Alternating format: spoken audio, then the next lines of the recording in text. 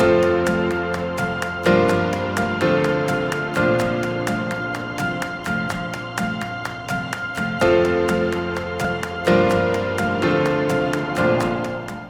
to Impact Moment right here on DCTV. I'm Alvin Jones. 48 years ago, the DC Rape Crisis Center was created. It was the first and only rape crisis center in Washington, D.C., and the first in the world.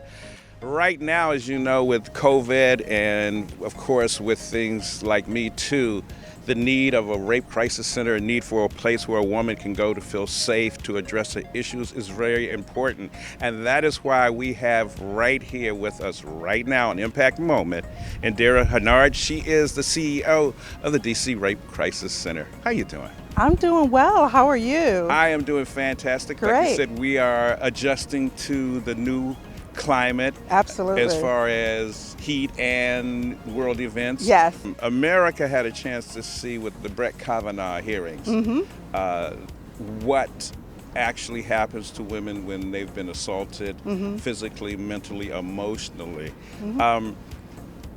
Has that helped getting that information out? Has that helped the DC Rape Crisis Center?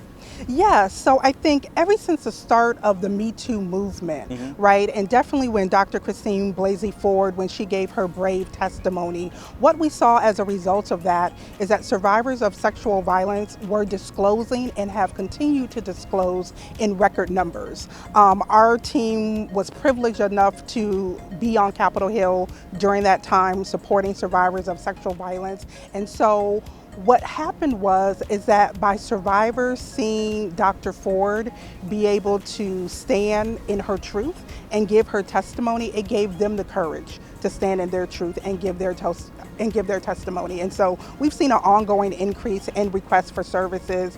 We've seen a 15% increase on our hotline. We've seen a 20% increase in individual and group counseling as a result. Now, before the Me Too movement, how difficult was it for a woman who felt that she had been violated to stand up? Well, it's always been challenging to stand up and let someone know you've been sexually violated because of the stigma that is associated with that, because of the re-victimization that can occur. What the Me Too movement did was it served as a catalyst for beginning to have this national conversation, this national reckoning around sexual violence. What I've also noticed is that there were women who may have just put it under the rug, put it in the back of their mind.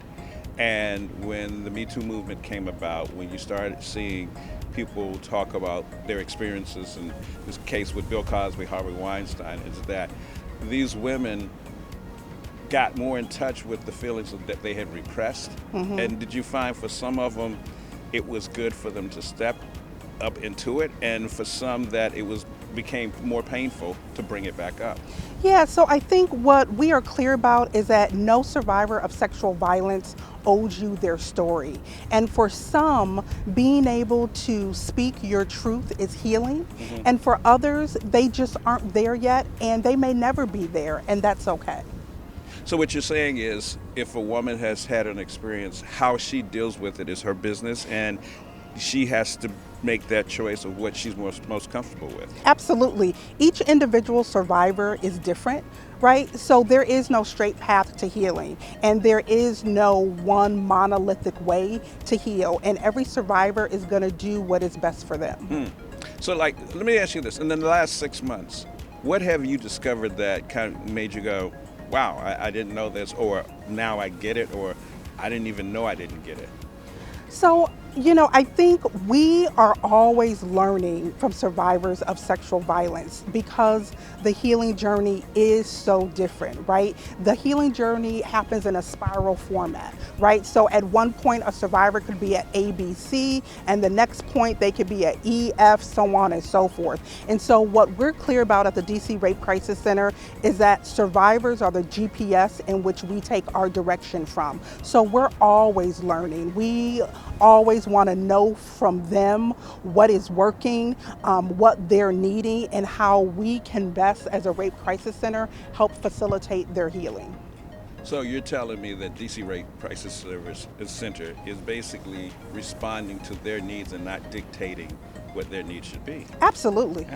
Absolutely. That is the most survivor-centered thing to do. What are some of the challenges that DC Rape Crisis Center is experiencing right now, and how can people help you with that challenge? Yeah, absolutely. So the COVID-19 pandemic has completely changed the way in which we execute our work. All of our services are happening virtually via telehealth. It's important to note that we are open, that we are continuing to serve survivors of sexual violence. Again, we have seen a significant increase in the requests for services. Our hotline calls have doubled.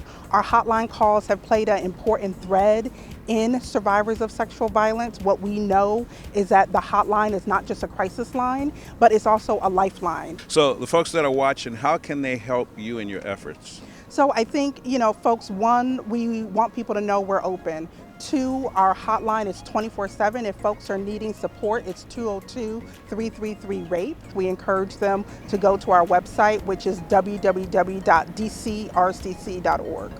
Well, there it is. 48 years supporting women in Washington, D.C., the first rape crisis center in the entire United States. Indira Hennard, thank you for coming on. Thank you so much for having me. All right. Thank you. So this has been another way that we bring information to you through Impact Moment. For DCTV, I'm Alvin Jones.